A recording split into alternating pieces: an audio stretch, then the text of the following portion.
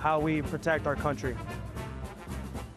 If you've never been to a Fleet Week before, what you will find is that there really is something for everyone. You can come on the USS Iowa, but you can also see one of our visiting ships. You can see a tall ship or you can see a modern ship, and you can go around the grounds and enjoy food, music, be able to interact with all kinds of folks who are involved. And this is a great way to showcase our Los Angeles waterfront and have people really enjoy themselves in a unique way that they don't get to do anywhere else. We're really grateful to all of the folks in the Sea Service, especially here in the harbor area, because so much depends upon having a safe and free trade across the oceans. And so we're grateful to the Marines and to the Navy and to the Coast Guards for making sure that they protect the quality of life that we enjoy. The Internet Crimes Against Children Task Force is a multi-agency law enforcement operation. LA's police department shared their success in holding internet predators to account and rescuing children from ongoing sexual abuse. You know, we just finished up a press conference bringing together all of the partners from the Internet Crimes Against Children Task Force. We have federal, state, and local agencies, all who contribute personnel to this effort. The work they do is incredible. It's disgusting work that they have to go through these type of photos and videos day in and day out, but they do it, despite the toll it takes on the individual, to be able to hold people accountable for their actions, but as importantly, to rescue the victims. Today we're here to announce the results of Operation Spring Cleaning, a large-scale enforcement effort that took place between April 6th and April 19th of this year. The goal was to identify and arrest predators who are using the internet to sexually exploit children and to rescue young victims from abuse. I'm proud to share the results of this work during the operational period. 27 children were rescued from ongoing abuse. 265 suspects were identified and taken into custody. These are not just numbers. These are lives saved, futures restored, and predators removed from our neighborhoods. Every one of these children that are in these videos or these images are someone's son or daughter. These are often children who are 1, 2, 3 years old, 5, 6, 7, 8, 9, 10 years old. Everyone who is watching this knows and can visualize someone who's at that age that we are supposed to protect. So let today be a very loud warning call that if you are one of these sick and depraved people that produce, distribute, or possess this child sexual abuse material, that we are coming after you. The type of stuff that they see every day, you know, these victims are damaged for life in many cases, very, very sadly. And so the more we can do this and the more we can get the word out there to parents to protect your kids, what you see is not what you get on the internet, and it could be very detrimental to your future.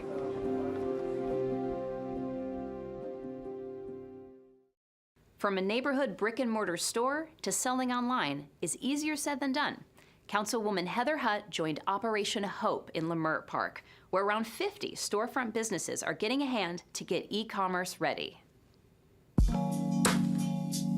So we're on Degnan in historical Leimert Park, right here in the 10th District, and we're talking about developing business into e-commerce so that these merchants in this community can take advantage of Shopify, which is an e-commerce business.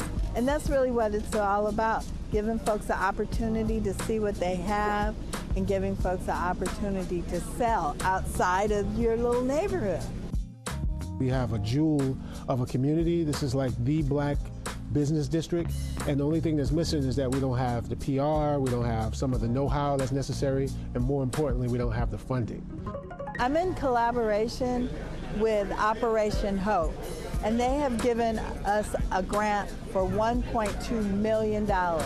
And we have about 50 different businesses in the 10th District that we're going to support with that grant, and hopefully get even more.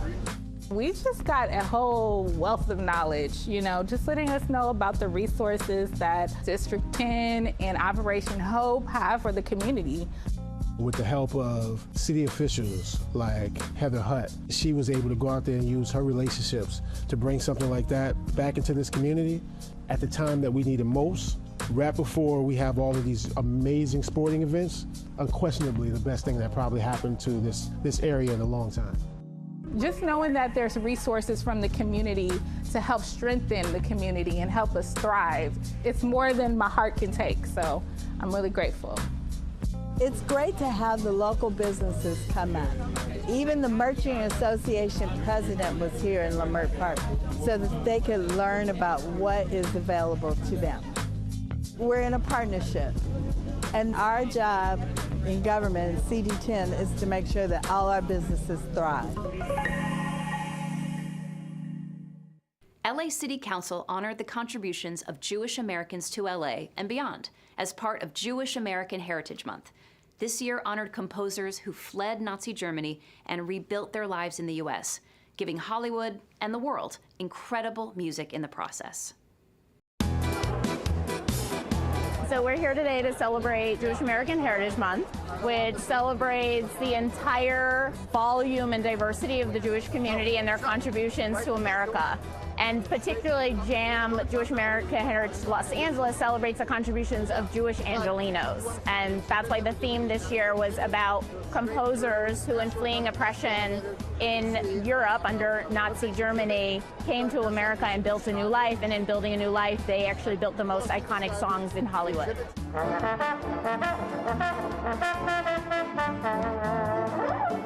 One of the things that I want people to take away from the event is that our contributions are everywhere, from law and medicine and culture and food and all sorts of different ways, you know, and this is just one example of it through the music that's in musicals and film, but all the different ways that one can contribute to civil society.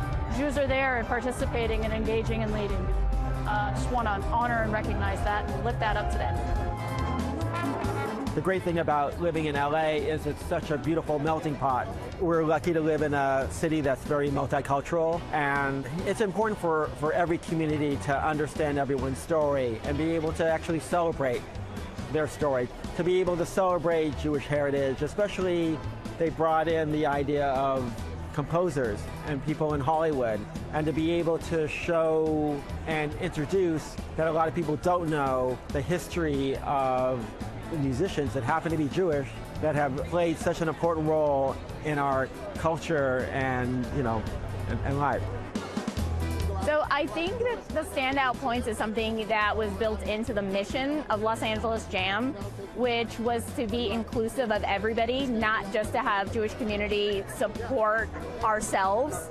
And so I think seeing so many of the council members who are not members of the Jewish people standing up and saying, we salute our Jewish brothers and sisters, and we see your resilience, and we know you're going through a hard time right now, and to bring the joy into it. For me, I actually got a little emotional and teared up because of that, because a lot of people in the Jewish community, like many other marginalized communities, are really feeling a lot of hate right now.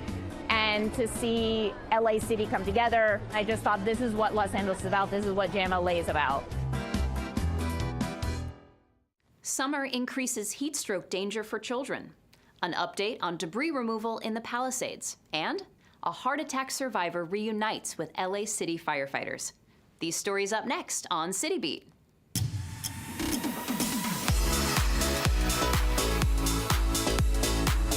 With summer months ahead, LA City Community Investment for Families Department, CIFD, is reminding Angelenos about the dangers of leaving children unattended in hot cars. According to the National Highway Traffic Safety Administration, 39 children died of heat stroke in vehicles in 2024, a rise of 35% from the previous year. Common ways that heat stroke can occur include a child forgotten in the back seat and a child gaining access to a car on their own. Families can take action to prevent child heat stroke by remembering to look before you lock and keeping keys securely away from children's reach. For more information, visit communityinvestment.lacity.gov. Mayor Karen Bass announced that almost 2,000 properties have been cleared by the U.S. Army Corps of Engineers, amounting to nearly 900,000 tons of debris removed from the Palisades area. To date, 54 permits related to rebuilding efforts have been issued for 40 addresses. The first permit was issued 57 days after the start of the Palisades wildfire, and hundreds of applications are in process. According to Bass, recovery efforts are on track to be the fastest in California history, with utilities restored in record time, including relief and protections for wildfire survivors. For more information, visit mayor.lacity.gov/press. At a recent commission meeting, the Los Angeles Fire Department held a presentation for city firefighters, 911 operators, and medics whose swift action saved a woman's life. In October 2024, the patient's daughter witnessed the 81-year-old's collapse at home, called 911, and immediately began CPR under the guidance of an LA Fire Department dispatcher. Firefighters arrived quickly and began advanced life support, including the use of the Lucas device, which performs mechanical chest compressions. The woman was reunited with fire department personnel and medical staff, whose coordinated emergency response led to her full recovery from sudden cardiac arrest. For more information, visit lafd.org/news.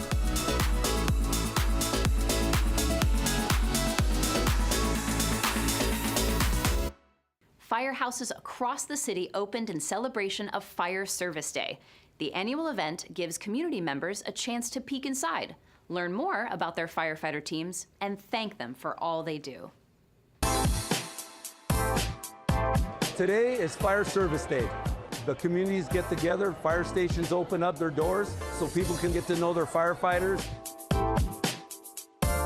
The amount of people that come out here is outstanding. They show the love, they show the support to their firefighters. This is a day for them to get to know their firefighters. They get to take a tour of the fire station, to get to know their community, and it's just a great day that they have here.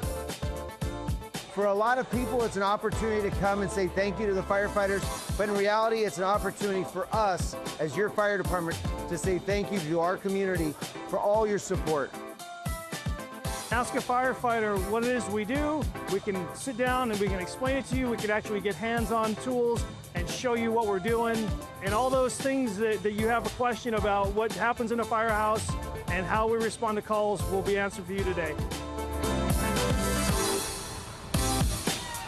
We have opportunities at every single fire station with the various activities. Some are having pancake breakfasts, some are having demonstrations.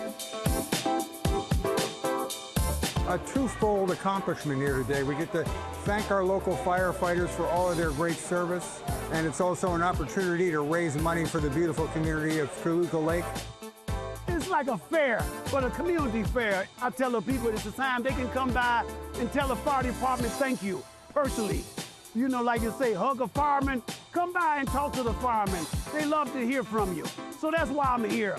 This guy right here has been a huge supporter of our program, and we're very grateful to have him come by on Fire Service Day. It happens around the same time every year, May. Take a look at social media pages. All the stations have banners out in front that advertise the date of when it is. And of course, we encourage everyone to come out and meet your firefighters. Councilmember Imelda Padilla hosted a resource fair for the neighborhood.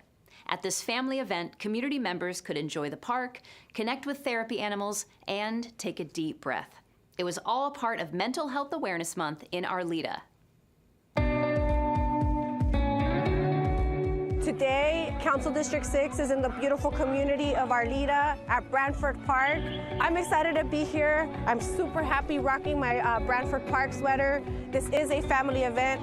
We're excited to be here because what we're talking to the families about is that May is Mental Health Awareness Month. I think that mental health gets overlooked in a lot of communities like this one, so I'm glad that we can be a resource for them to come out and find resources or even just have a day to themselves to think about their mental health and work on themselves a little bit. It's a huge event. There's a lot of participants here. I think it's very important, to keep going, to try your very best, and to stay positive. We want to make sure that we provided an opportunity where we talk to folks about the importance of reading, the importance of staying fit and physical, and also the importance of being out in nature, surrounding yourself with animals, therapeutic animals, all of these different components of a lifestyle related to improving our mental health.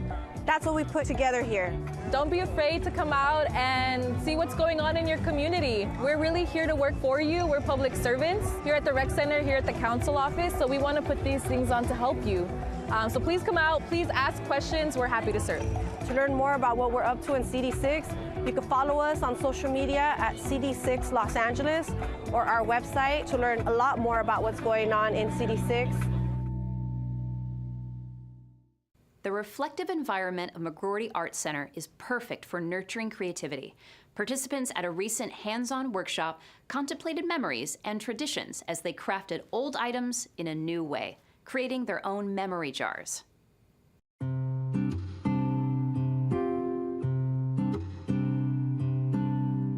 Well, today here at McGroarty Arts Center, we're running a workshop on making your own memory jar. It's an old craft that came long ago from Africa, but was practiced by families, and a lot of Victorians thought it was a really good thing to do. If you had nothing to do, that was a problem, so you should find old things and make a memory jar. I loved learning the history of these memory jars, and I love just making something. It's been a while since I've created something really by hand and feeling the clay and all of that. It's been really fun. I came because I know the importance of art and the healing that it creates for us. It's important for us to sit with our emotions and with our friends and share these special moments because it creates an internal happiness and joy. One of the things about a memory jar is sometimes we're remembering our own past, not just maybe that of a loved one. Sometimes we're remembering our connection with another person, and we might even do the activity with another person. I love making crafts, and I was looking for something fun to do with my mom together, and we just thought it sounded really fun to build something with our hands and create something. In my personal case, it was my great-grandfather and grandmother who did it together as a New Year's Eve celebration of their love. You don't really have a place to put them, so you take these objects and you put them together on a jar. It could be a ceramic jar using putty.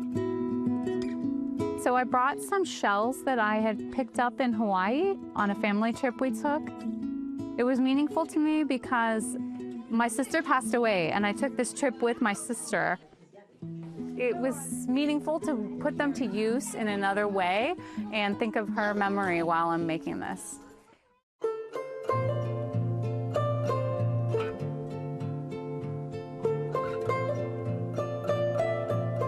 We have these oak trees that have a life of their own, and so when you come here, it's very peaceful, calming. It's a wonderful opportunity to take time for yourself. The environment in itself is very healing.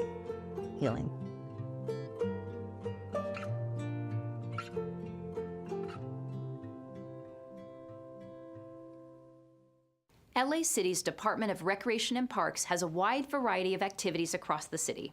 At Pan Pacific Park, a yoga and sound bath class is proving helpful for the senior community, keeping them strong and balanced. We are at the Pan Pacific Senior Center, and we just took a chair yoga and sound bath class with Tisha Smith.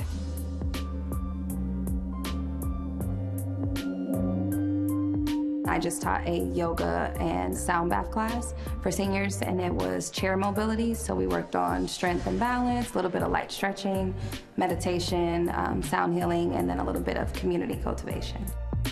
So I love when people come in and they tell me, I've got bad knees, or I've got a bad back, or I can't meditate, and then walking them through the process and helping them find more alchemy in their body and relieve a lot of tension and pain, especially for seniors with having like arthritis and different illnesses.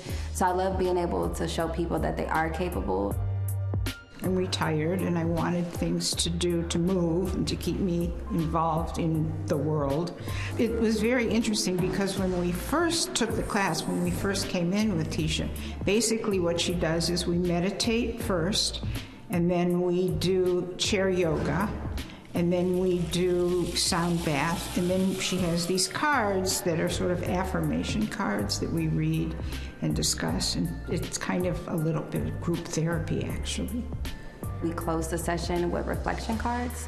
So each person has a different prompt, and we share vulnerably about things we're going through in life or where we are, and everyone has some type of gem that they like to share, and it kind of opens up a space where people feel more comfortable. So I like to do that because I like to connect with the people that I work with and learn about them, and then I feel like we all have something to learn from each other when we do that. I think that having the city's support and having spaces like this where people can come, it makes it easily accessible for everyone, and they make sure that they keep it price affordable. A lot of seniors have fixed budgets, and even just people in the community might not have access to pay what you would pay at studios or other places for these types of classes. So I think that they're very intentional with creating a space where people can return and to come back. I think it's a fabulous class. I mean, for people that are watching this, I can't say enough about how good it is, particularly for seniors. You know, there's a sense of isolation sometimes. And it's like an overall kind of class. I mean, it stimulates you intellectually and mentally and physically and socially. So I think it's great.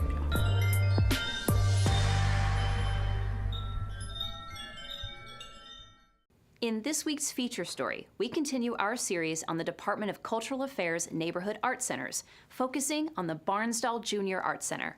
The many arts programs here are dedicated to young Angelenos from the age of 2 up to 17 years.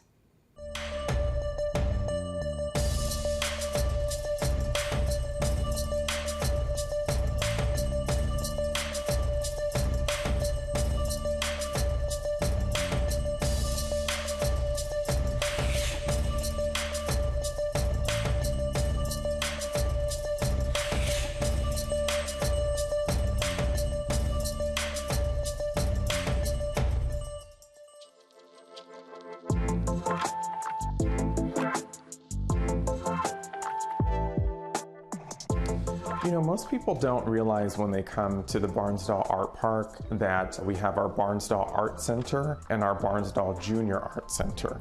The Barnsdall Art Center offers many arts classes in different disciplines for adults through our Barnsdall Art Center. The Barnsdall Junior Art Center is for children and youth specifically. Barnsdall Junior Art Center is a kids art program. We provide all different kinds of art programs for the kids age 2 years old all the way to 17 years old.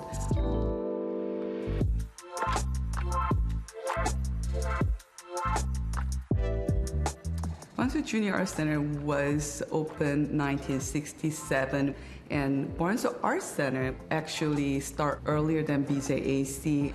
1946. The Barnsdall Art Center and the Barnsdall Junior Art Center are your centers. As a part of the City of Los Angeles, we make our facilities as accessible as possible. We have about 75 classes annually. We are known as a pioneer program for the film and animation in the 70s. Because we do have a connection to the Hollywood because of where we are located. So former students like Gregory Peck and Leonardo DiCaprio was a former student. That was kind of awesome when I found out about our history. I believe our center is supposed to provide a safe place for all community, all ages, all races. We had a handicap art program since we opened in the 60s. They should be able to come and connect through art making. That brings the healing. We're nurturing the human connection. We're actually very excited at the Department of Cultural Affairs to not only have the Barnsdall Art Center, the Barnsdall Junior Art Center, but also to have a gallery space for all of the children and youth to display their works. We're very proud of that. We just launching a new website, barnstallarts.lacity.gov. I'm super excited. You could find us all the information there. In this week's Things to Do, celebrate World Ocean Day with science and Pokemon. Head to a new dog park and playground in the San Fernando Valley. And hear political cartoonist David G. Brown talk about his work. All this up next on Things to Do.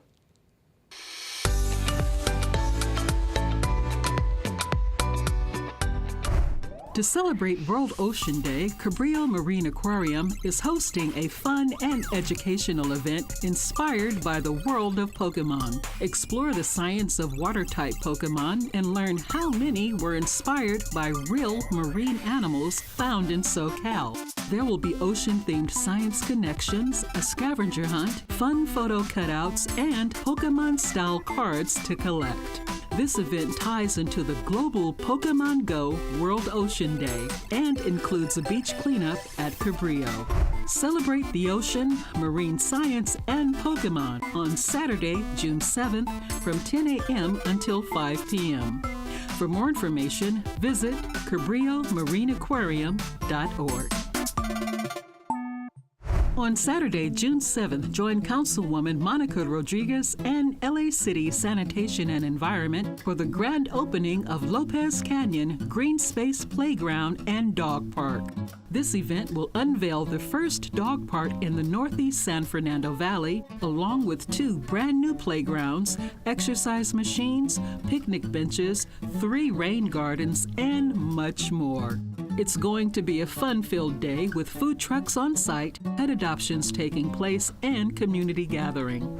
Head to Sylmar for the grand opening of Lopez Canyon Green Space on Saturday, June 7th, beginning at 10 a.m. For more information, visit cd7.lacity.gov/events. LA City's Department of Cultural Affairs invites you to Watts Towers to enjoy the exhibition, Politics, Race, and Cartoons, 2 Decades of Drawing My Own Conclusions. The show, curated by Rosie Lee Hooks, raises questions about the social power of art while celebrating the work of LA Sentinel political cartoonist David G. Brown. On Sunday, June 8th, Brown will give a talk about his work and his artistic career, which brought him to LA in the 1980s. Head to the Purifoy Gallery at Watts Towers for David G. Brown Artist Talk on Sunday, June 8th at 1 p.m. For more information, visit culture.lacity.gov/events. And that's a look at some things to do.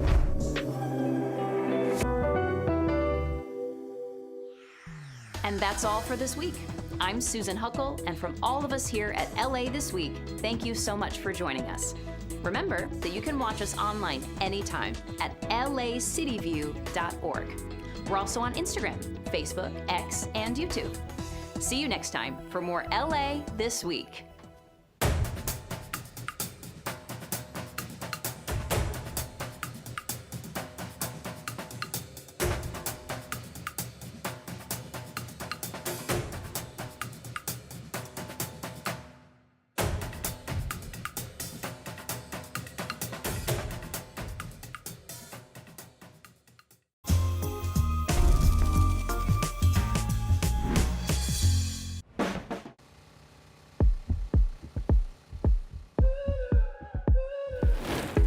What does it take to move a mountain that no one wants to climb? When they tell you there's no answer, how do you change the heart and mind? Can you face the road to freedom when the past is in your way? In the darkness of the night, the future may be hard to find, but I believe that there's a day. All it takes is one good day. All we need is one good day.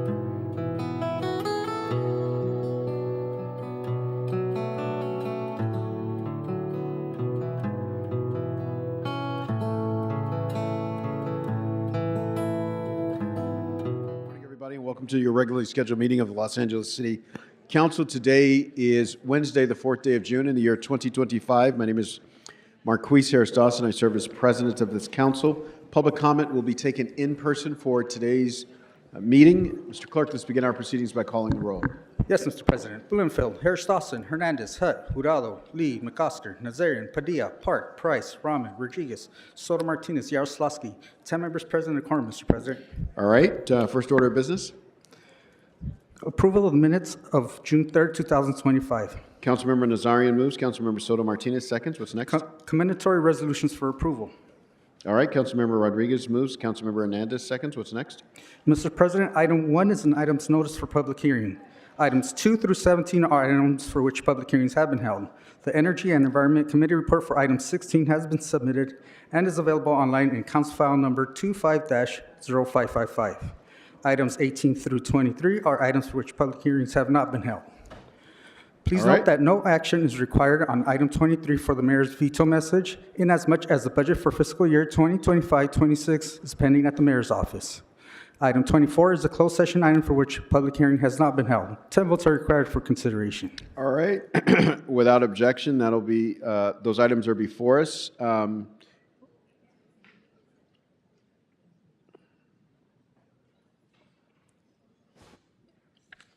All right, specials. Members to my left, any specials? All right, Mr. Price. Thank you, Mr. President. Out of an abundance of caution, I'm recusing myself from item 6 because my wife's employer has worked with an organization on this item in the past. All right, item number 6. Councilmember Rodriguez. I'd like to hold item 9 for comments. 9 for comments. All right. Any other specials, members? All right.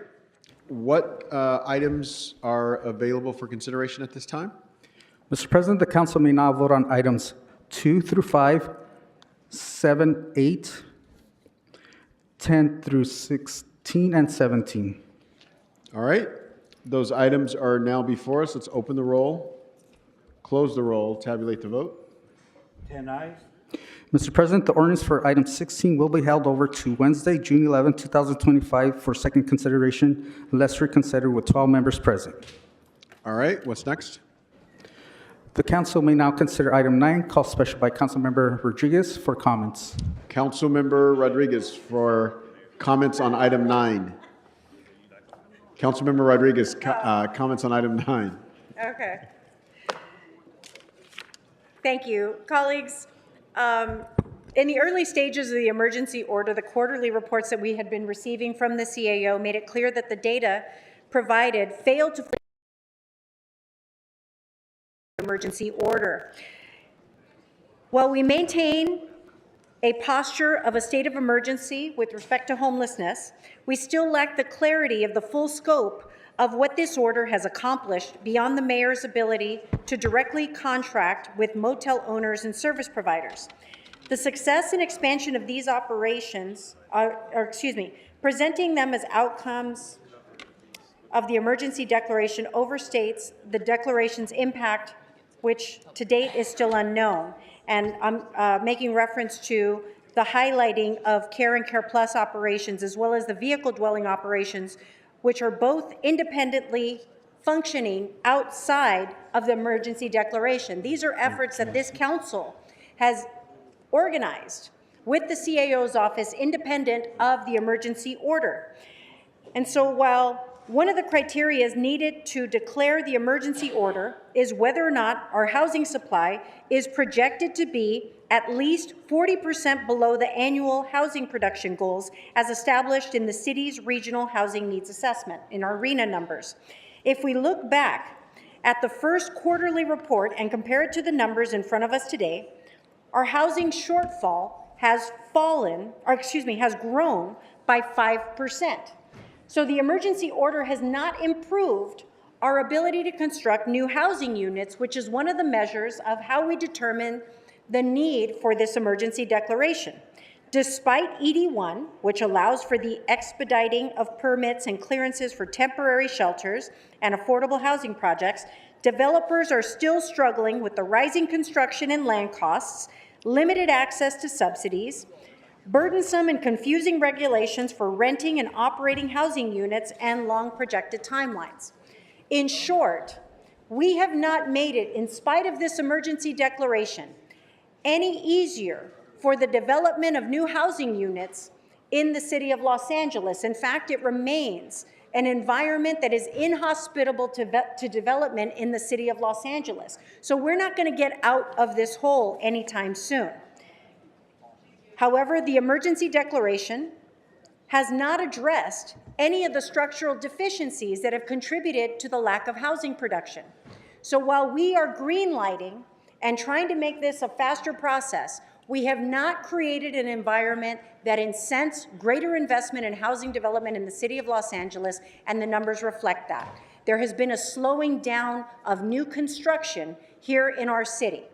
And so we're never going to get out. If that's our measure of the need for this emergency order, we're never going to get out of it, because we create an environment where people cannot determine the financial value of building in Los Angeles, and that is not going to be resolved with this emergency declaration.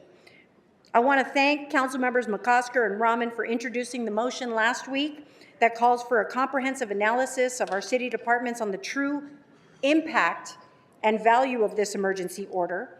It's going to help us understand what it is actually delivering, because at this time, it's hard to truly ascertain its value from my perspective.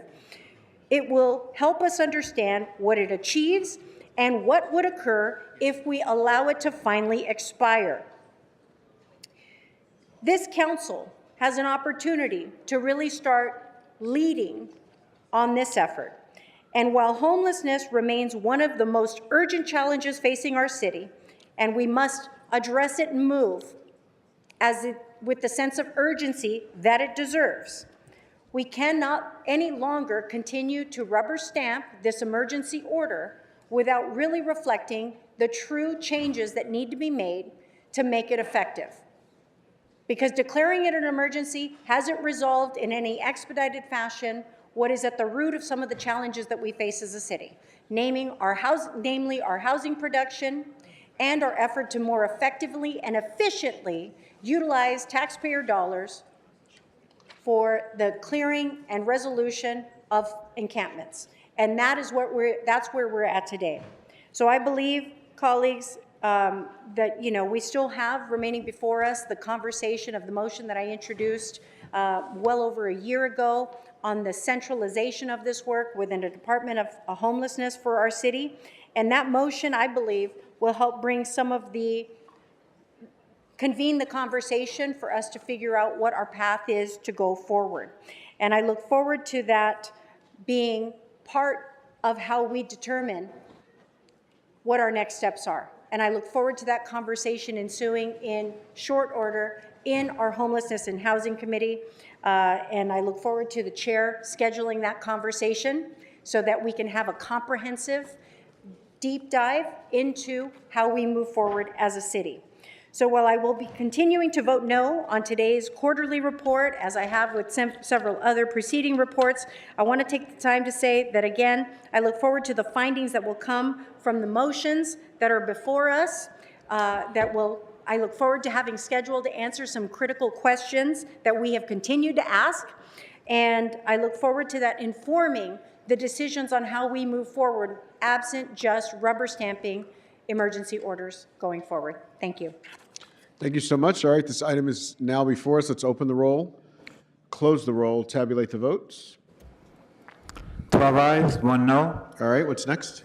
Mr. President, there is a request to continue closed session item 24 to Friday, June 6, 2025. Without objection, what's next?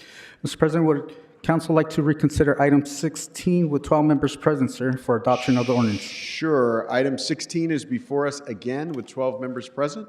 Let's open the roll, close the roll, tabulate the vote. 13 ayes. All right. The council may now reconsider the item. All right. Let's open the roll, close the roll, tabulate the vote. 13 ayes. Mr. President, there's a request to send item 16 forthwith. All right. Without objection, that'll be the order. What's next? The council may now vote on item 6, called special by Councilmember Price for recusal. Councilmember Price will recuse.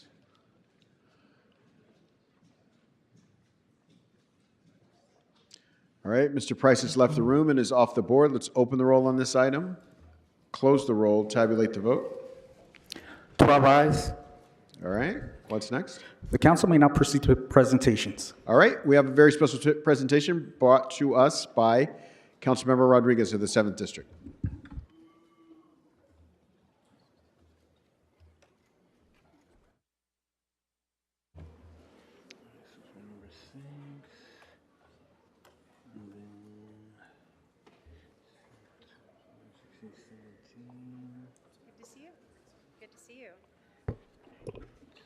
All right, good morning, colleagues.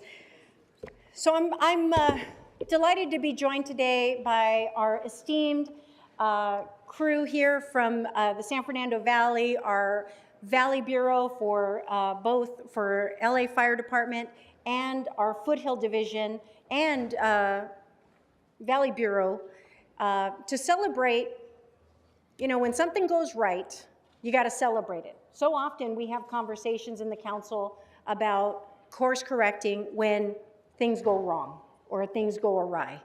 But these are the moments that we have to celebrate when things go right. And it was done so with an immense amount of professionalism, coordination, and cooperation with one another, respecting each other's roles at a time when it was a very volatile situation. And I'm talking about, it was back in March in the community of Pacoima, where an individual decided to harness a great deal of explosives for home manufacturing of pyrotechnics, otherwise known as fireworks, and blew the roof off their house, off their rental property. And what remained in the wake of that individual's reckless behavior was a volatile situation that required both LA City Fire and LAPD Bomb Squad, and of course our Foothill Division staff, officers, to work together to help figure out how we were going to deal with the remaining explosives that were on property. And it was a very volatile situation because it was happening in the midst of a neighborhood. Nothing, you know, something that we obviously saw happen a few years ago that we're still struggling to recover from. But I have to say, it was remarkable the amount of thought, the amount of respect and preparation that everyone went through in order to ensure the safety of our community and to mitigate the risk for the entire neighborhood. They resolved this volatile situation without further incident and without impact to the community, and I believe that calls for a great round of applause.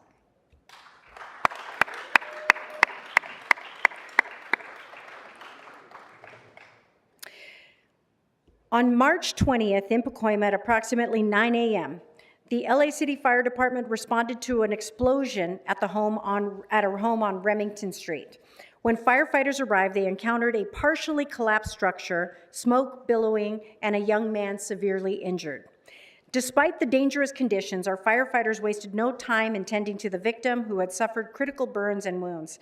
As they worked to secure the scene and search for missing dogs, it quickly became clear that it wasn't just an ordinary house fire. In fact, with the large quantities of fireworks material found inside the home, it posed a significant hazard to the surrounding neighborhood. Urban search and rescue teams, hazmat specialists, arson, counterterrorism personnel, LAPD bomb squad, major crimes division, and LA Animal Services SMART team, and multiple city departments, including building and safety, sanitation, DWP, and DOT, as well as the gas company, came together to coordinate a response that prioritized safety and the preservation of lives. 3 of 4 dogs were rescued. The final dog, trapped inside the collapsed structure, waited patiently while specialized crews addressed the stability of the building, and once it was secure, they were able to rescue that last animal. When it became clear that the fireworks materials posed an ongoing threat, the team worked tirelessly to prepare the area for a controlled burn, applying a thermogel to the nearby homes, erecting barricades to prevent further damage, and evacuated about 60 homes in the immediate area to ensure the neighborhood's safety. Together, we worked with our Department of Recreation and Parks to open an interim shelter. The Red Cross provided the food with local nonprofits. Icon CDC and the California Community Foundation provided gift cards to help cover the unexpected costs associated with the overnight evacuation for those residents. That operation managed to get us through the night, ensured no additional lives or homes were lost, and this incident was a reminder of the risks that are ever present and that our firefighters and LAPD officers are exposed to on the daily. What they did was nothing short of extraordinary, and what I'm most grateful for is the seamless collaboration, and I have to really reinforce this. When all of this occurred, I remember when I got the call also from Jamie Moore, and we were talking through all the what was going to happen next, what were the steps that were being taken. And as I said to them, it's really critical in moments like this that we measure twice and cut once. You have to have the plan. Everyone's evaluating what the best course of action is going forward, and everybody was on board with how we were going to proceed. From LAPD, and I want to thank Marco Lozano, our captain over at Foothill Division, who also had history at the bomb squad, they understood the dynamics and the unique, delicate nature of how we needed to move forward. And everyone just worked hand in glove. It was a completely cooperative moment where everyone understood that we had to get it right. And there was just that level of coordination and cooperation where the community actually walked away feeling incredibly grateful and well-informed the entire time. There was no question. LAPD was knocking on the doors, talking to everyone, my staff. Everybody was out there engaged in exchanging and communicating with everyone, so no one was left in the dark. And they understood the immense risk that was involved, but they did so working collaboratively and as one team and as one city to ensure that this neighborhood remained safe. And I'm just really thankful for the work that all of the men and women associated with this effort, what they did to ensure that there were no further risks posed to the members of my community. And I want to thank my 2 staff members who were on the ground that day. My whole team was involved, but I want to thank Esmeralda Benitez, my field deputy for Pacoima, and of course Billie Jean Loroño for your work in making sure that our community was well informed, had all of the resources that they needed to ensure that they were as minimally impacted by the inconvenience that this reckless individual caused in that neighborhood. So I want to thank you both as well for your incredible work. But at this time, and I've got a long list of everybody who is here today to be recognized, and I want to thank you all, and I'm going to allow fire, and police to go through all the folks that are here with us today. But again, we've got Foothill Division, we've got Valley Bureau, both from PD and fire here. And at this time, I want to thank and invite Deputy Chief Jamie Moore, the commander for Operations Valley Bureau, to share a few words about this incident. There we go. Council President, council members, Councilmember Rodriguez, thank you very much. On behalf of the Los Angeles Fire Department, and I think Councilmember Rodriguez said it all, this was about collaboration. It was a true snapshot of the great work that your public safety professionals, both from law enforcement and fire, do every single day to manage this incidents. This careless practice that this individual participated in endangered his life, endangered that entire community.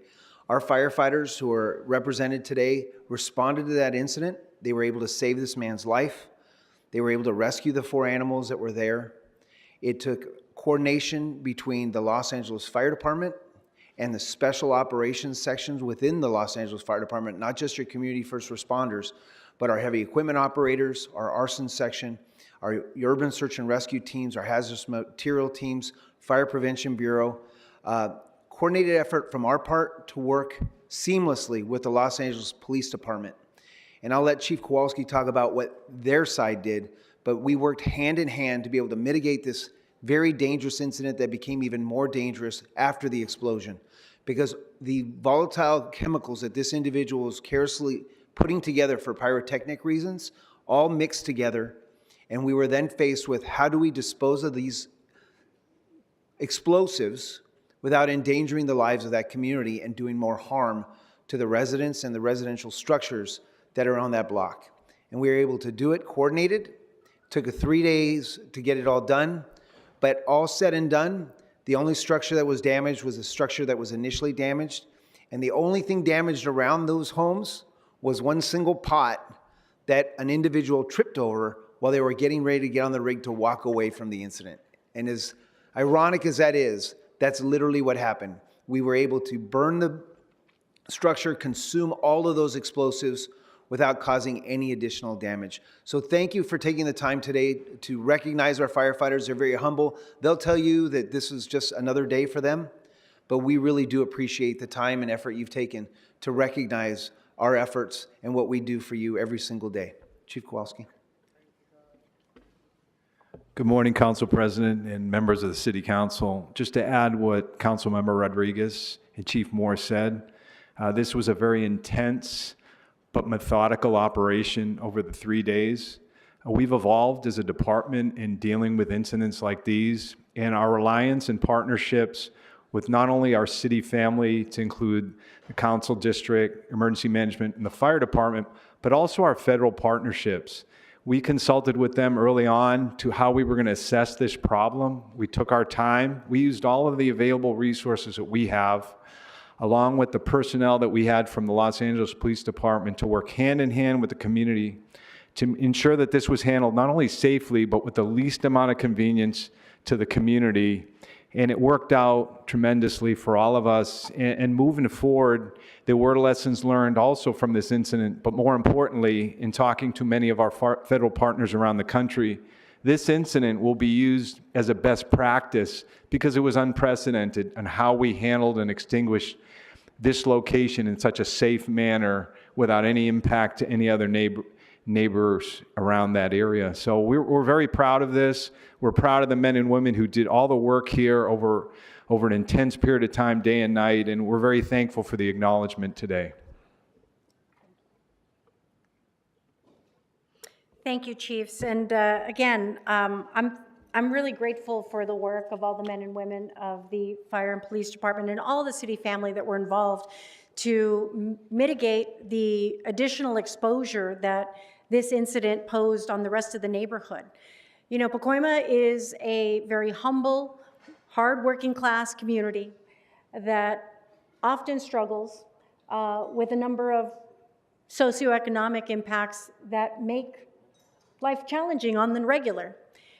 To have this individual further expose them to the risk that potentially these homeowners in the adjacent neighborhood would have potentially had at risk was really remarkable that you all were just so seamless in protecting all of the residents and the folks in the neighboring homes. It's really remarkable that there wasn't further loss of structures, but that you actually, again, it was impressive how you all just worked collaboratively with everyone to make sure everyone was cared for, and that you executed it so flawlessly that no one else was affected by this. So I want to thank you all. I want to quickly, I'm going to run through the names because you all deserve to get recognized.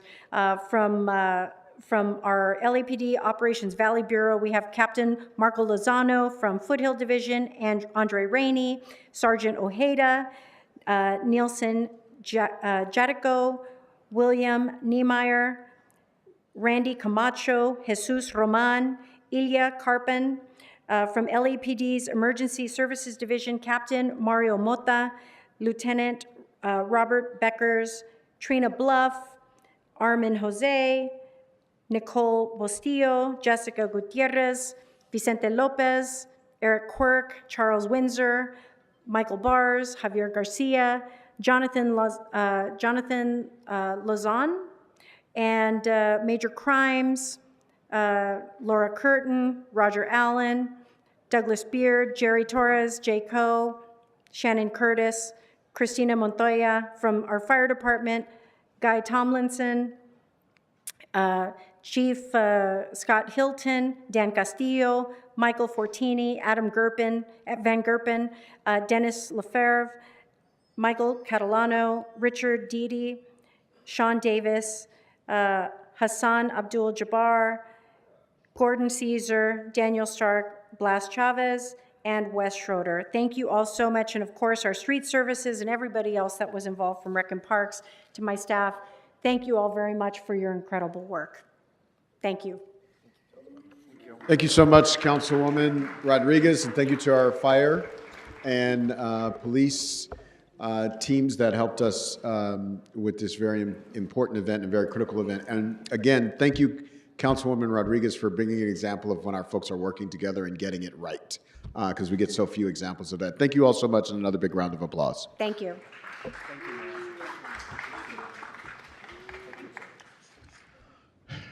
All right, Mr. City Attorney, Mr. Clerk, if you can prepare us for public comment. To people providing public comment, when it's your turn to speak, please state which of the agenda items you'd like to speak to. You will have 1 minute per item, up to 3 minutes total for the items open for public comment. When speaking on the agenda items, you must be on topic. Our goal is to get through as many speakers as we can. If you are not on topic, or if we cannot tell whether you are on topic, you will get one brief warning from me or the council president. At that point, you need to get immediately and clearly on topic. If you do not do so, or if you again stray off topic, you will forfeit the rest of your speaking time, and we will move on to the next speaker. The items open for public comment on the agenda are item number 1, which is notice for a public hearing, items 18 through 23. So again, the items on the agenda that are open for public comment are items number 1 and items numbers 18 through 23. Item number 24 has been continued to this Friday. Members of the public may also speak for up to 1 minute for general public comment. During general public comment, members of the public may speak to any of the items or anything else in the city's subject matter jurisdiction. I have a couple more announcements. If I could have the interpreters make this first one aloud to the room, please. If you require a Spanish language interpreter, please make sure to pause every few sentences so the interpreters can interpret. Si requiere un intérprete para español, por favor pausen después de cada frase o dos para darle al intérprete la oportunidad de traducir. Don't worry, we will pause your time while the interpreters are interpreting, so you will get the same amount of time as everyone else. Thank you. Y no se preocupen, les pausaremos el tiempo mientras el intérprete está hablando, entonces recibirán la misma cantidad de tiempo que las otras personas. Gracias. One final announcement. In order to help us run an efficient public comment period and to accommodate as many people as possible, I would ask that you please wait until you hear your name called aloud or the name that you signed up under called aloud. The names are called at random, not necessarily in the order in which you signed up in. So once you hear your name called out aloud, please feel free to line up on your left-hand side of the council chambers. Thank you. I'll begin by calling names. Kirsten Peterson, Christopher Dorner, and Zahir Malik.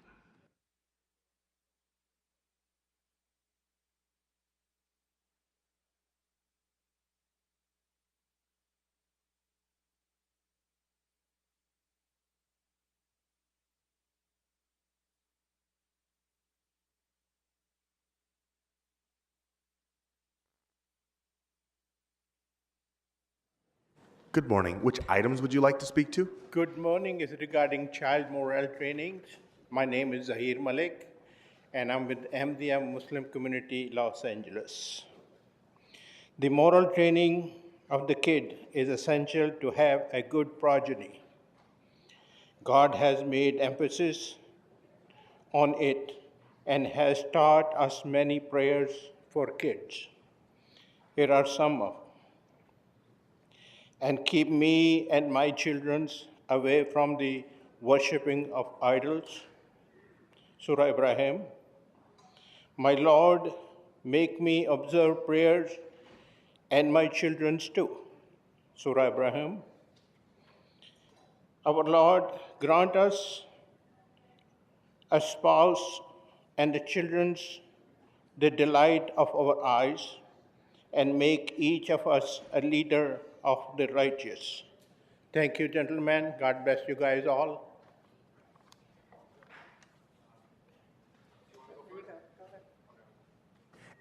Okay, and please feel free to exit to the opposite side of the room that you entered into. Good morning. Which items would you like to speak to?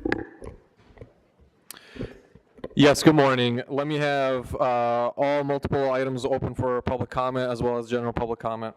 Okay, so you have 3 minutes for the items and 1 minute for general. Please begin with the items. Go ahead.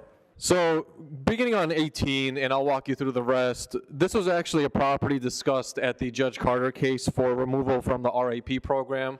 And one of the things they actually discussed about this particular account is that there was no definitions as to the stipulation for how long the unit needed to be lasting, as well as whether or not the bedding created for that particular account was actually defined in the settlement agreement program. And it's difficult. I'm sorry, you mentioned item 18. That is a REAP item, a rent escrow account program. Yes. Would you like to speak to any of the other items, or you're welcome to speak to this during general if you'd like? I am speaking on 18 through 23 and item number 1. So again, on the REP program, testimony was given as to whether that account is actually a feasible account to go into escrow, and whether any of the funding in that escrow account is able to be tracked, whether there's expenditures that are tracked, whether there's not any expenditures that are tracked. And the interesting thing is, in the Judge Carter case, testimony was given that there are no expenditures tracked, either on the REP program or any other account for any of the homelessness initiatives in the city of Los Angeles. So moving on to item number 19, we have a communication from LAHD.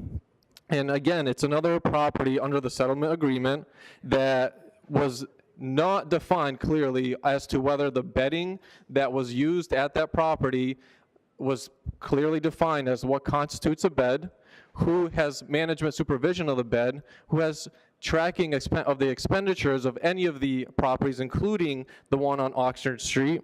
And similarly, yet again, we find another motion, item number 20, that again was testified to: lack of expenditures, lack of general accepted accounting principles. Yeah, Speaker, item number 20 is specifically about removing a property from the rent escrow program. So I'm going to ask that you please stick to the items, or I'm going to move you to general public comment. So we have item number 22, which is supplementing community outreach and engagement. The comments that were made under testimony were actually that no community outreach is actually done as part of these alleged funds that are obtained.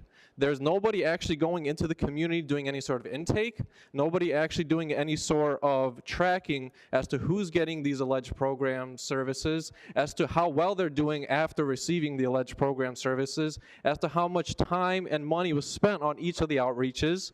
And so how could you possibly then track any sort of success, any sort of positive outcomes for the individuals allegedly that are being claimed to be helped?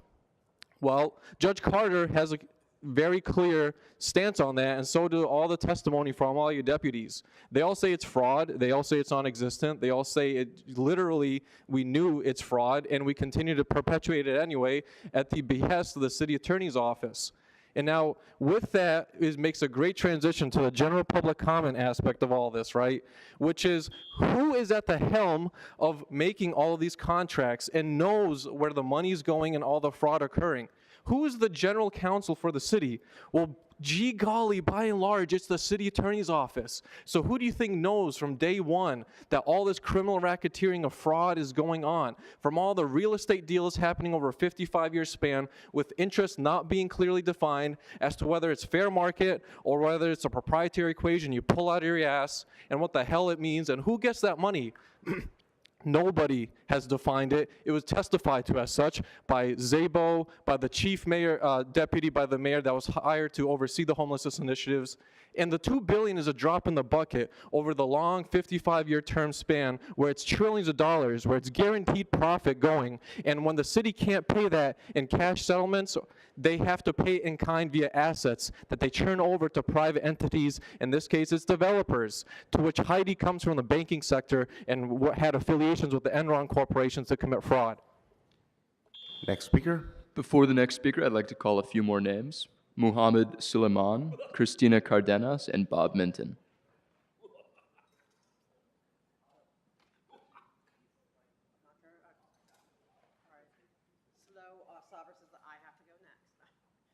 Hi, can we make sure the handheld mic is on? Yeah, is I that can hear better? you. Good morning. Which items would you like to speak to? Good morning, Mr. City Attorney. I would like to speak to, I forget the numbers, but I can tell you what, I think you'll recognize them when I speak, if that helps. So I'm bad with before you numbers. begin, the items that are open for public comment are item number 1, that's a LAWA eminent domain item. Items 18 through 21, which are REAP items. Item 22 and item 23. That's the ones about taking people's houses, right? Like everything you just said was like, I don't know, I didn't really understand what you were saying. I want to talk about the eminent domain and the transferring of property and the veto power. That's okay? Okay, so that's 2 items. So I'm going to give you 2 minutes for the items and I assume No, 1 minute for that's general. 3 items. No, it's 3. I want all items. Okay, you 3 minutes for the items and 1 minute for general. Go ahead. Don't be taking my minute, Mr. Attorney. Good morning, Mr. Nazarian. Mr. McCoskey, I know, it's like, I make sure he's awake. All right, so let's get started. I want to first talk about, the taking of people's property. What's it called? Eminent domain. I'm not a big fan of that, and I can't wait to do like the replay on Smoke and Scan because I really want to hear what he feels because I like his opinions. I like to hear his opinions on things. Well, Damon's opinions on things, and because my opinion is that when people say they buy a house, like say if I grew up in a house, right, and I've been living all my life in this house, and say my parents worked hard to get it, and then I have it, and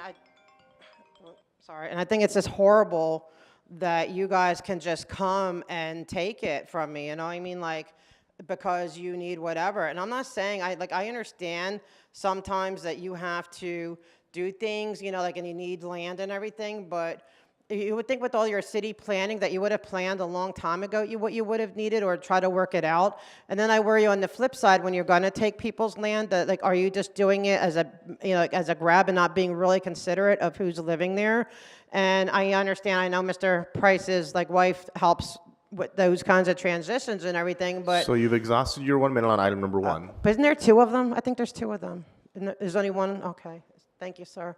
What about these properties that you're taking off escrow? What's going to happen with them? Can we pass them out? Can we give them to people? Can I have one? I would love to have a yard, let my dogs run around. I think that'd be great. And so I would love that. And also the other one let's go with the veto one. To me, it almost sounds like there's trouble in paradise because if you're here to vote on whether or not you can override the mayor's veto, my first inkling is to think that, wow, you must not have confidence in the mayor at this point, and that's interesting, and that's okay. I mean, I think maybe a lot of people don't have confidence in the mayor these days, so I'm not judging for that, but I just find it and I think I guess I'm kind of conflicted. Yes, I don't think that she should have the last say, and I agree. Like, actually, if you can get 10 of you to override her, as long as you're making the right decision for the people and not your own self-interest, then I think that's a good thing. I forget what other comments, or can I just see if everyone's awake? Like, does that matter? Because their names are on the. So you're welcome to speak to that during general. Oh, I can? Okay. I don't think Bob's awake, but I don't know. Okay, I'm going to move you to general public comment. Okay, Go ahead, you have 1 minute. that's fine. I didn't. All right, so good morning again. Hopefully you're all awake and listening. We'll see.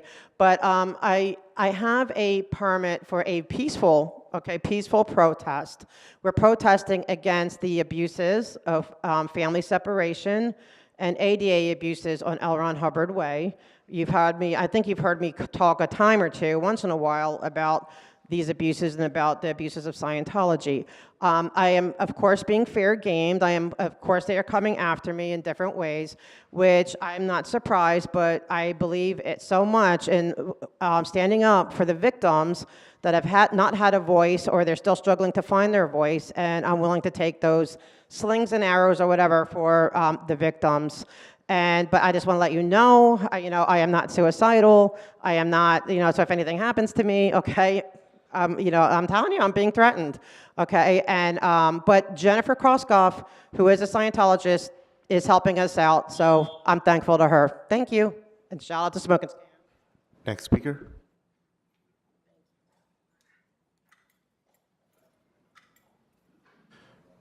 Good morning. You have 3 minutes for the items and 1 minute for general public comment. Go ahead. Let's start with item number 18, Komba Chicken. 不知不觉钟声响起，你静候在原地，等待着它靠近。温柔的他单膝跪地，钻戒缓缓带进你的无名指里。当所有人都替你开心，我却才傻傻清醒。原来我们之间已没有任何关系。感谢你特别邀请来见证你的爱情，我时刻提醒自己别逃避。Item number 19, shrimp egg roll. 今天的你装扮格外美丽，这美也曾拥在怀里。可惜这是你和他的婚礼，而我只是嘉宾。我放下所有回忆，来成全你的爱情，却始终不愿相信这是命。说好的永远变成了曾经，我试着衷心祝福你，请原谅我不体面没出息，选择失陪一下先离席。又不是偶像剧，怎么我演得那么入戏？这不堪入目的剧情。Item number 20, no more soy sauce. 感谢你特别邀请，观赏你要的爱情。嘉宾也许是另一种宿命。离开你的自己，事到如今还有什么资格关心？毕竟终成眷属的人是你，而我只是嘉宾。我流尽所有回忆来庆祝你的婚礼，却始终没有勇气祝福你。感谢谢你送给我最后清醒，把自己还给我自己，至少我还能够成为那个见证你们爱情的 General public comment. 嘉宾。I'm here to talk about our damaging budget crisis, and I heard that the agenda on the item is that the mayor was trying to veto, and then somehow the council, trying to fight with the mayor trying to fight with the council.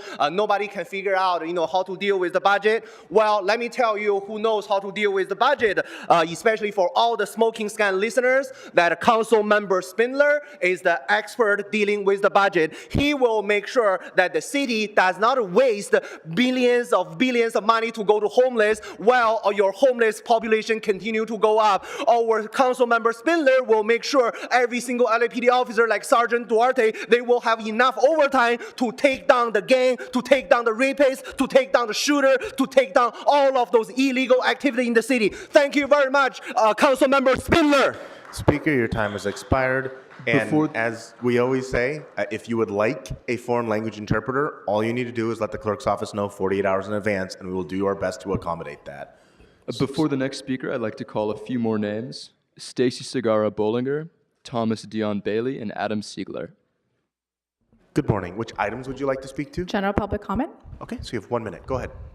Good morning, Honorable City Council and Community of Los Angeles. My name is Cristina Cardenas, and I am a project coordinator for LA General Medical Center Foundation, joined today by Breathe Free LA Coalition that stand in solidarity with community members to share ongoing efforts related to secondhand smoke exposure in multi-unit housing and its impact on breathing environments.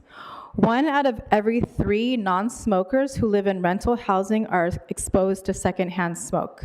We know that certain populations, including seniors, children, persons with disabilities, and those at a lower economic status, are overrepresented in rental housing and are exposed to harmful secondhand smoke. In 2023, members of Breathe Free LA Coalition provided public comment to City Council highlighting community concerns around tobacco, vape, and marijuana exposure in multi-unit housing. Since then, we have remained engaged with communities and local leaders across all 15 council districts through district events, and I have packets for the city clerk. Next speaker. And actually, as we're waiting for the next speaker to come up, I understand the time can go quickly, and if for some reason we run out of time and we're unable to call your name today, you're always welcome to come back at a future meeting. But if you'd like to leave a written public comment, you're more than welcome to do so at lacouncilcomment.com. You can find that URL by doing a quick Google search. It should be the first thing that comes up. The URL is also available at the top of every council agenda. Good morning. You have 3 minutes for the items and 1 minute for general public comment. Go ahead. Yes, thank you very much. Mohammed Suleiman. I am out on bond from Colorado Springs. So we like to talk about for the part is the veto message from your mayor, piece of shit mayor, section 315 of the law, dealing with the budget.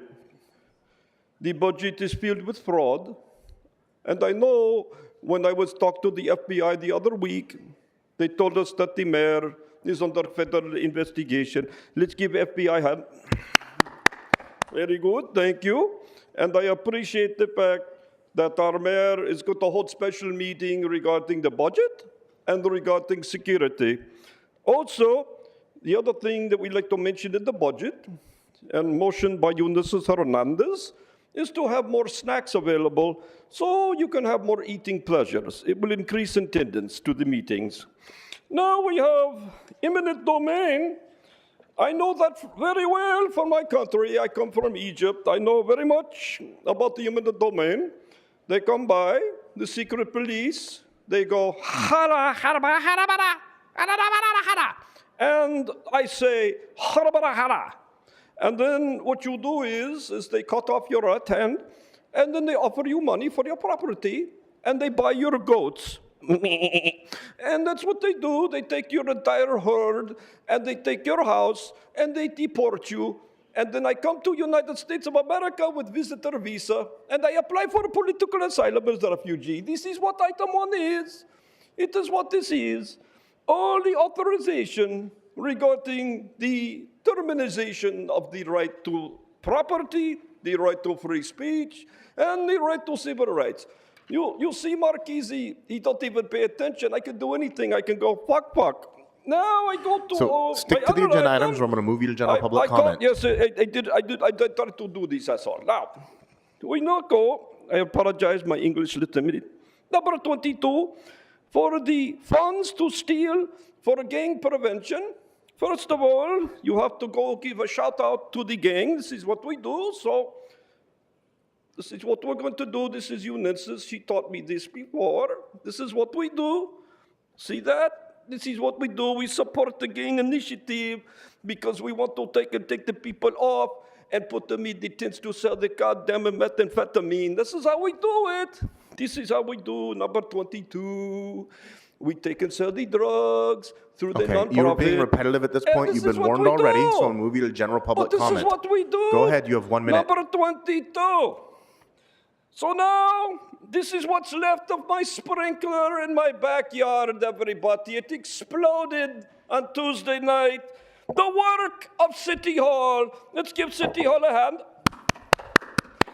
See, what happened, Marquise, is they go in your backyard and they cut a tiny incision into your sprinkler system over here, and then it leak a little bit, and you open the box, and it blow up and take your whole fucking side of your eye completely out.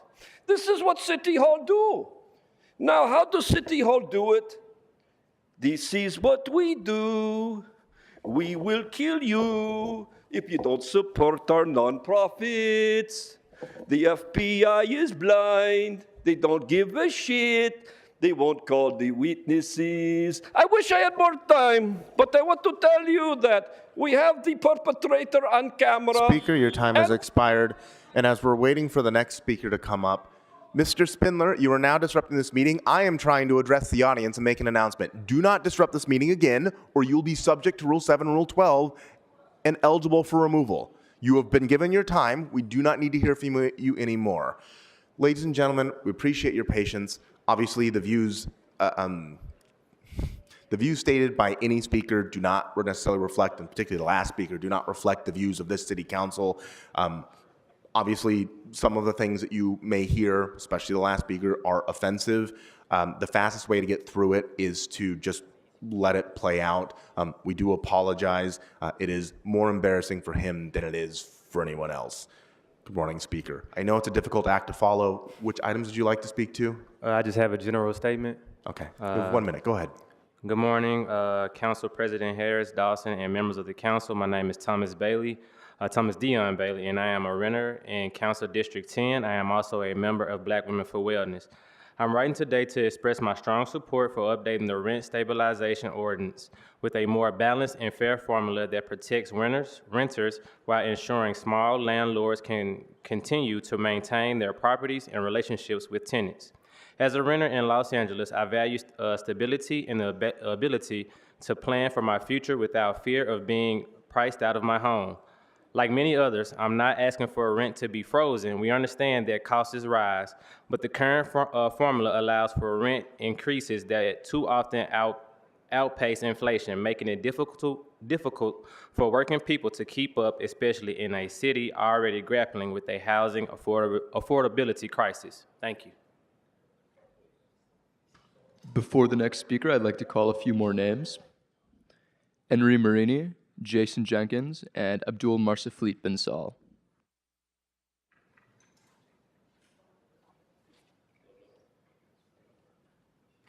Good morning. Which items would you like to speak to? Good morning. Item number 1, please. Okay, so you have 1 minute for the item. Go ahead. Thank you. Good morning, Mr. Council President, honorable council members, and Mr. City Attorney.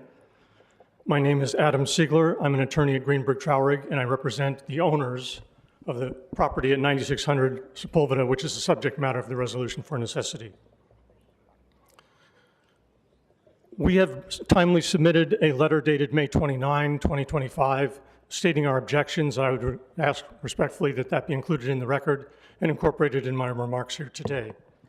Briefly stated, we believe that the decision to acquire our client's property was taken without any meaningful consideration of other alternatives which might have solved the traffic problem. We believe that violates the appropriate procedures under the Resolution of Necessity statute. I don't propose to re-argue all those points that are set forth in my letter. I just wanted to bring those matters to the council's attention. Appreciate the careful review by the city attorney's staff and by the council with regard to this matter. I would also like to take a brief moment to acknowledge the city Speaker, attorney's office. So right now we're in public comment, so your time for item number 1 has expired. However, if you're representing one of the interested parties, there will still be a separate hearing for item number 1. And so I'd ask that you stick around just in case you would like to be a part of that as well. So this is the public comment period where we have to treat everybody equally. Again, if you're here representing an interested party, then please stick around. Thank you so much, Mr. City Attorney. Next speaker.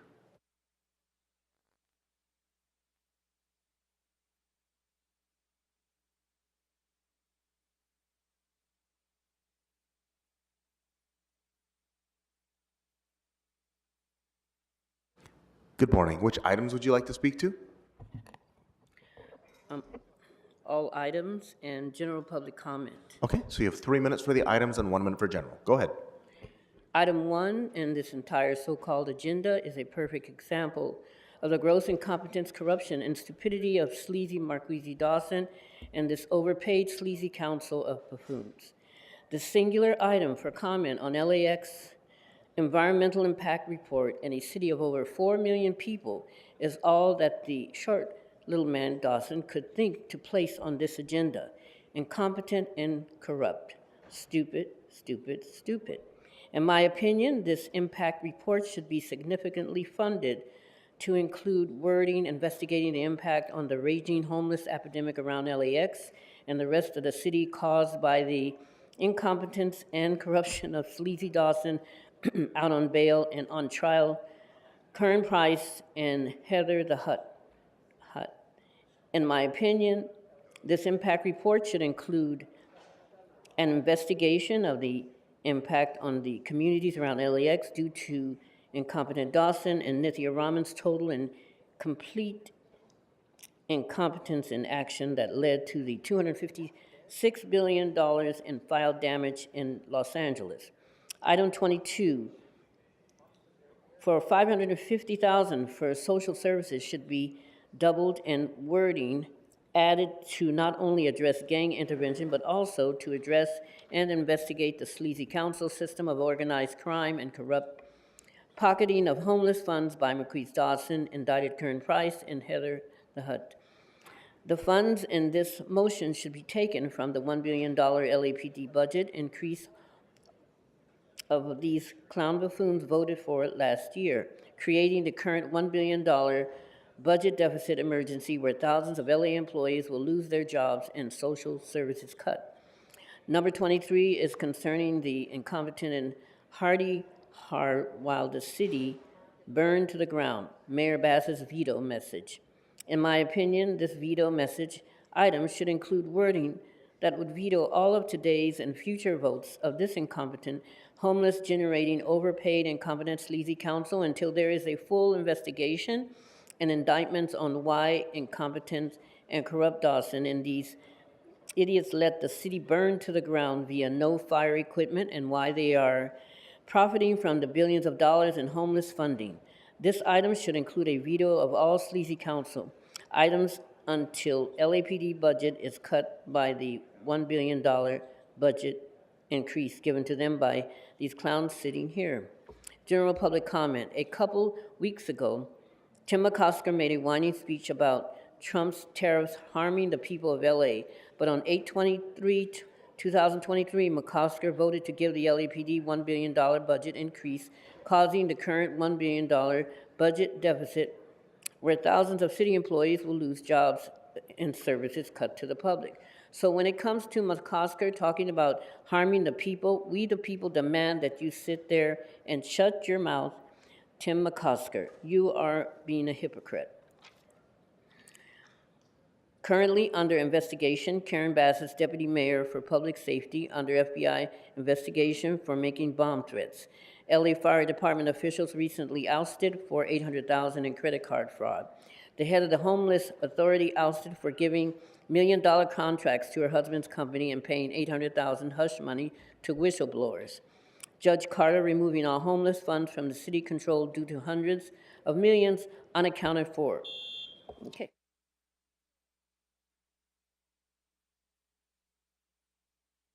Next speaker. Good morning. Which items would you like to speak to? Yes, just a general comment, and then I'd also like to pick on item number 8. Item number what? Item 8 and a general comment. So item number 8 is not open for public comment, but you can speak to it during general. So you have Sure. 1 minute for general public comment. Go ahead. Thank you. So as I was reading last night before I went to bed at midnight through these notes, I noticed that number 8, which I'm not allowed to speak on, but I noticed that we spend a lot of money, and I say a lot of money because at the end of the day, anything over $500,000 is a lot of money to today's public eye. But yes, I see we're spending a dollar amount in one category for 4 businesses when the federal government is coming after you guys for spending. Maybe we should spend a little bit more time rewriting some of these items and making it more adjustable for the accountants, whether it be getting free acts and free programs to substitute for the $150,000 you're adding on to the homeless committee programs. Thank you. Next speaker.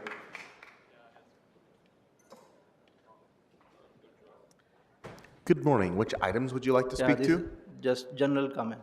Okay, so you have 1 minute. Go ahead. Respected Mayor, council members and audience, Assalamu alaikum. Peace of God be with you all. Undoubtedly, the bright future of a nation is based on the moral training and education of the kids. Let me share 2 sayings of Prophet Muhammad, peace be upon him. He said that the best gift the parents can give to the kids is education. Number 2, he said that if God gives 1 daughter or 2 daughters or 3 daughters to anyone, and he fulfills their rights and educates them, he will enter the paradise. Thank you.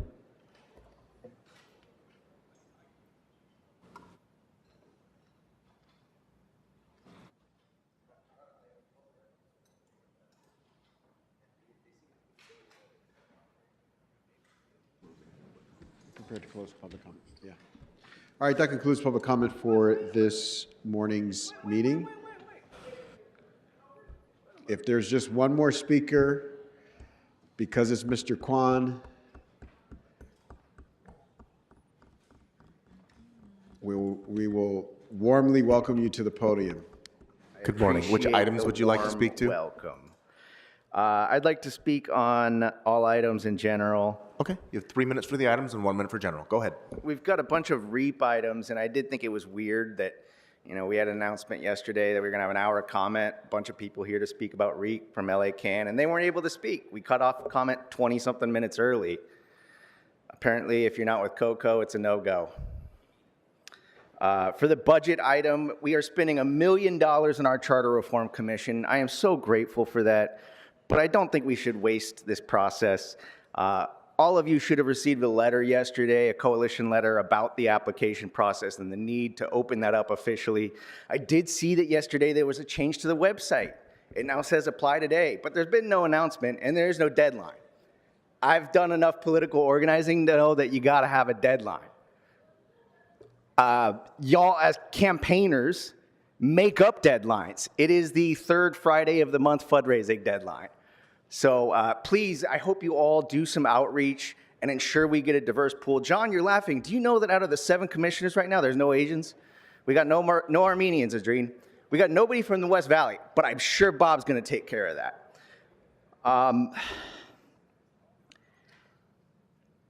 For this council, in the budget process, we had a big conversation about youth representation.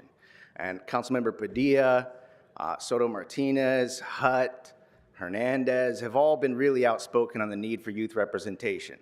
Out of our 7 commissioners on the Charter Reform Commission right now, we got no one under the age of 40. And pretty much all of them, I haven't done the math for all of them, but most of them, almost all of them are over 50.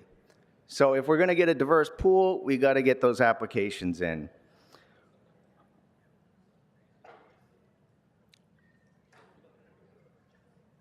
I do also want to just end with my general comment on this whole letters of resignation thing. Mayor Bass is circumventing the ordinance y'all passed and got a noose around the necks of all of these commissioners. I really would rather focus on other things, like charter reform or bullying Hugo and Unisys. But instead, I got to go back to Bass. So I beg the council president to circle back with his boss and ask her to rip up those letters and commit that she's not going to use them. Otherwise, I'm going to have to keep on harping on that. And I don't think it's going to look good. Most people, when they hear about that practice, generally speaking, don't like it. But when we got a law on the books designed to prevent it, that's really icky. So please, don't make me be mean. I'd rather just be a nerd. And Grote, I did want to just shout out, this is the 25-year anniversary of the Lakers winning Game 7 against the Blazers. So.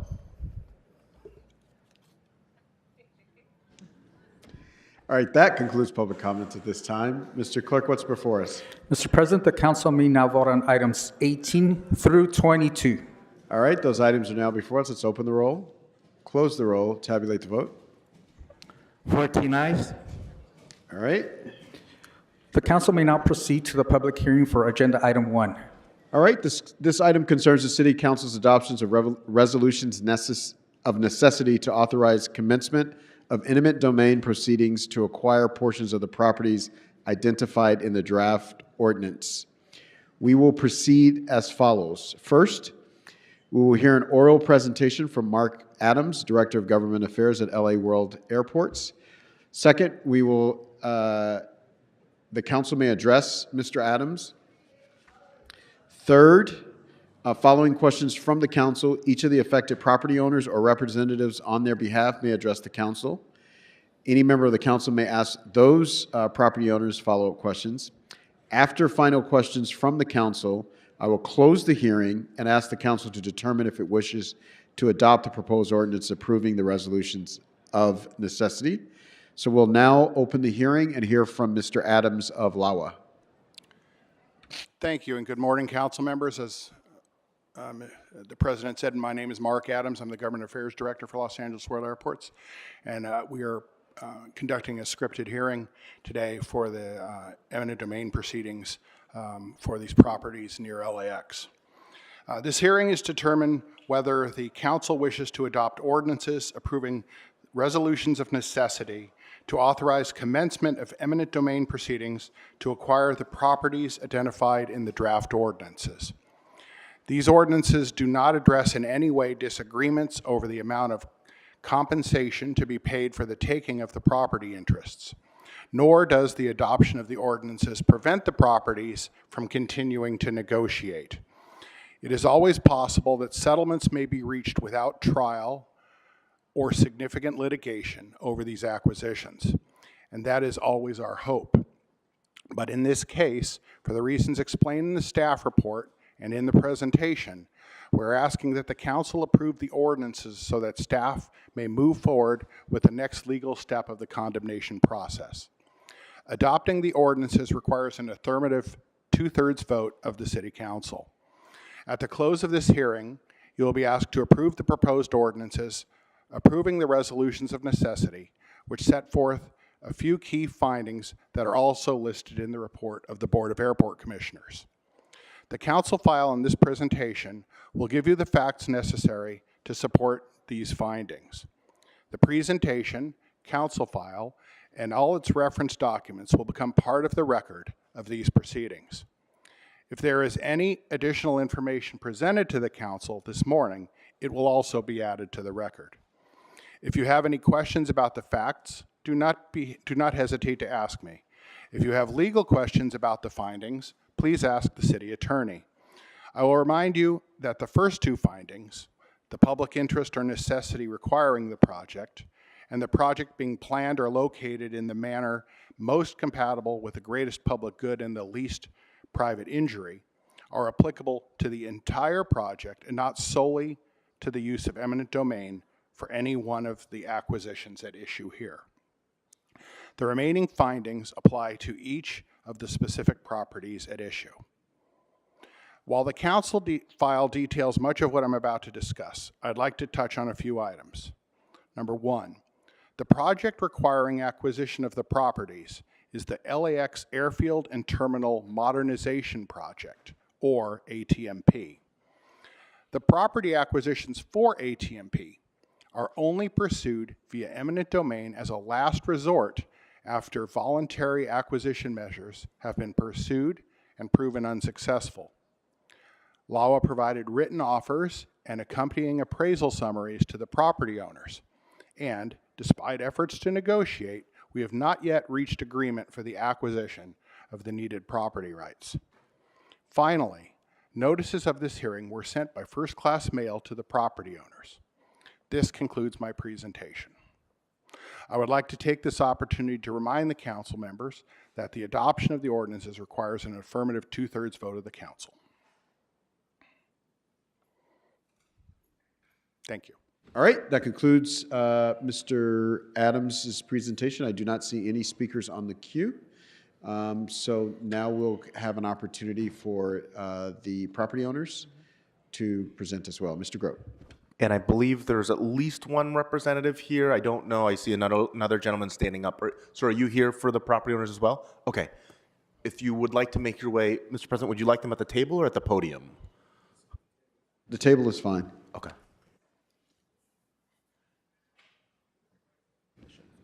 Yes. So just a point of clarification for the two attorneys who are here on behalf of the property owners. Are you representing the same property owner or different property owners? Okay, so we will give you 5 minutes each for your individual presentations. Please feel free to come up and sit at the table here, and there will be an opportunity for questions if there are any afterwards. Mr. President, for the record, the City Council received 2 letters from property owners. One dated May 29, 2025 from Greenbrook Traurig representing LR Valley Airport JHJ LLC et al. And one dated June 2, 2025 from the Office of the General Counsel of the Los Angeles Community College District representing the district. These letters will be made part of the record. And before we begin, I'll wait until all council are seated. And it doesn't matter which order you go in, but if I would ask that you please introduce yourself and then let us know who you represent. And then at that point, we will start your 5-minute clock. Again, you will get 5 minutes each since you represent 2 separate property owners. Thank you. Would you like to start? Okay. And the microphones are not the most sensitive, so you may have to move it forward or backwards, depending on, likely forward, depending on how it goes. Great, thank you. Well, good morning, Council President Harris Dodson and members of the City Council. My name is Dr. Lee Sada. I'm the Chief Facilities Executive of the Los Angeles Community College District. We appreciate the opportunity to offer comments on the ordinance concerning the resolution of necessity to acquire a portion of district-owned property at 9700 South Sepulveda Boulevard. LACCD provides high-quality, affordable education to over 200,000 students at 9 colleges within our 882 square mile service area. While we recognize the importance of LAWA's modernization efforts at LAX, we would like to express our concern about the proposed partial taking of our property through eminent domain. The property currently supports the storage of educational artifacts for our West Los Angeles College that serve our students, and we have a lease with a third-party parking contractor or vendor. Due to the uncertainties surrounding the eminent domain process, the district has not been able to renew the lease resulting in a disruption to our operations and a loss of income. The proposed partial taking will impact over half of the property, leaving our district, LACCD, with the equivalent of a hole in the middle of a donut.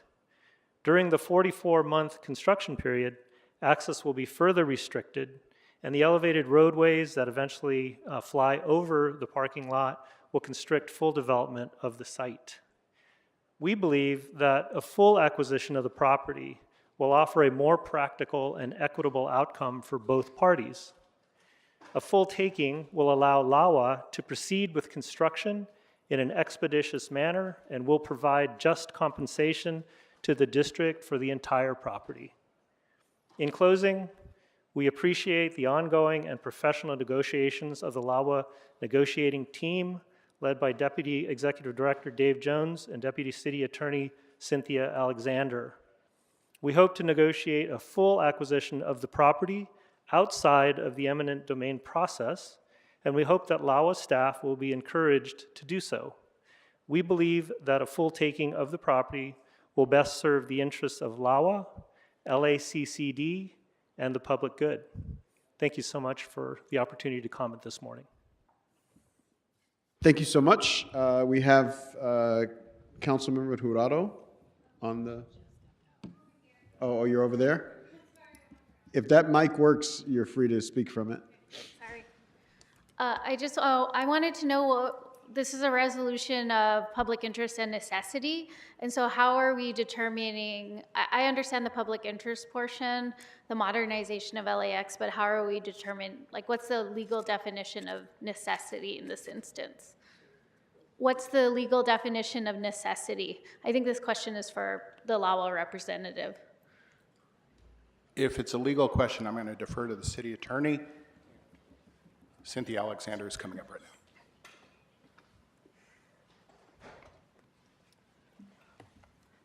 Good morning, everyone. Cynthia Alexander, Deputy City Attorney for LAWA.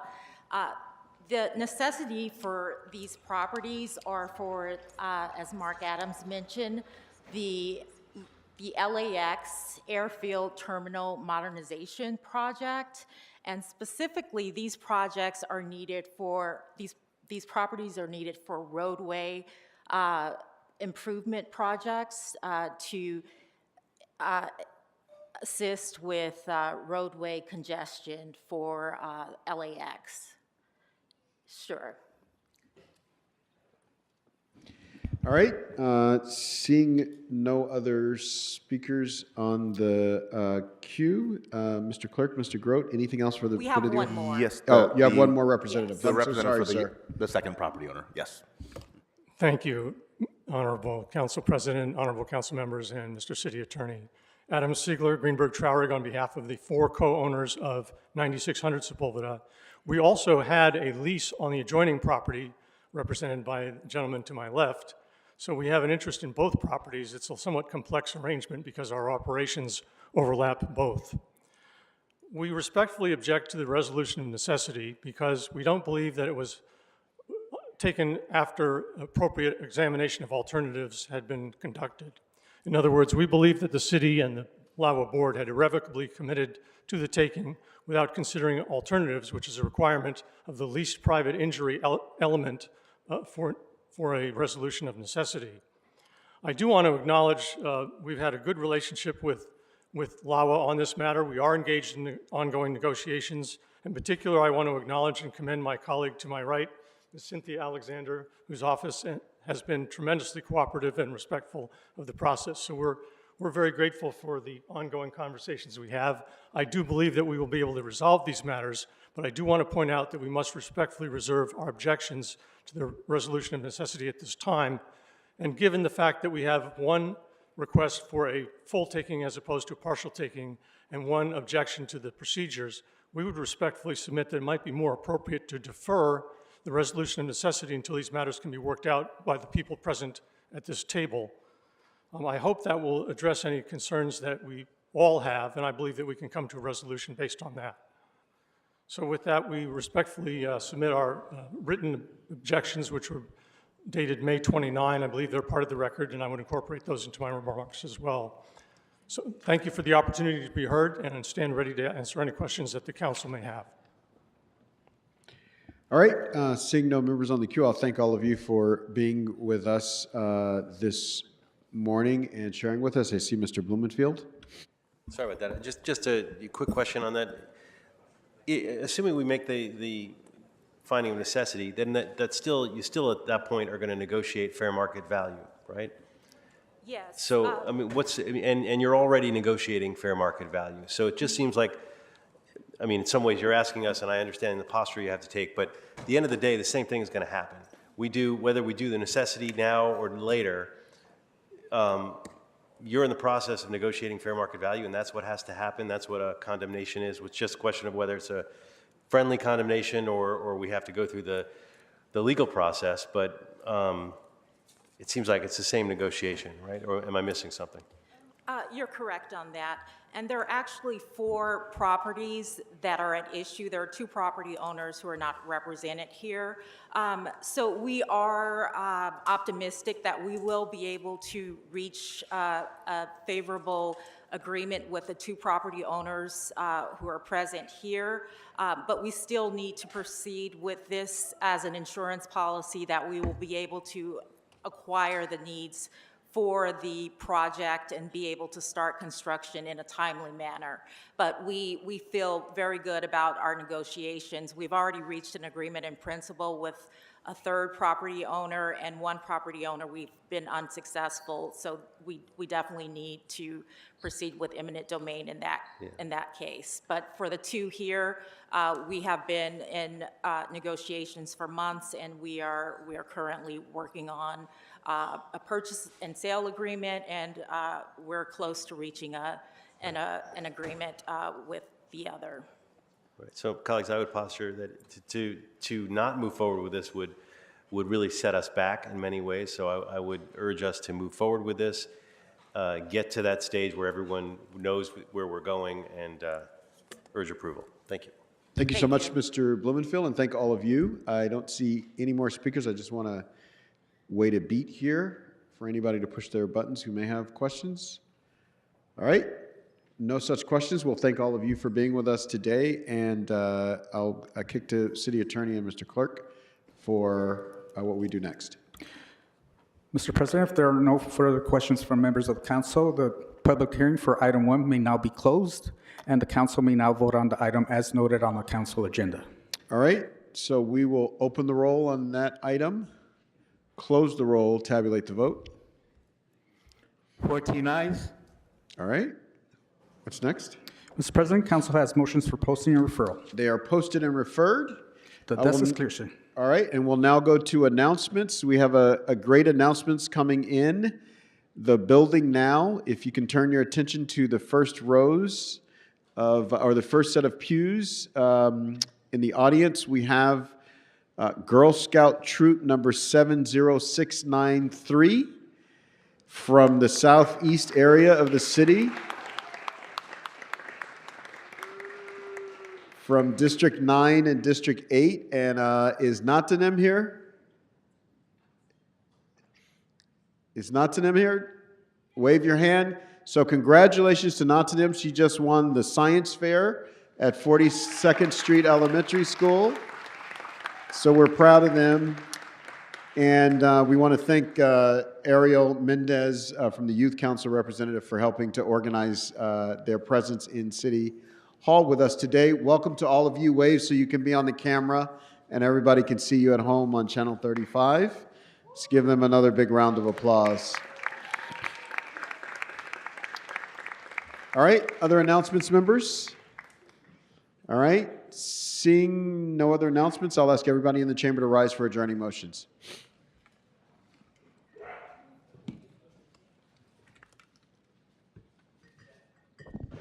Your adjourning motions on my right, the east side. Your adjourning motions on my left. All right, seeing none, we're adjourned. Thank you so much, everybody.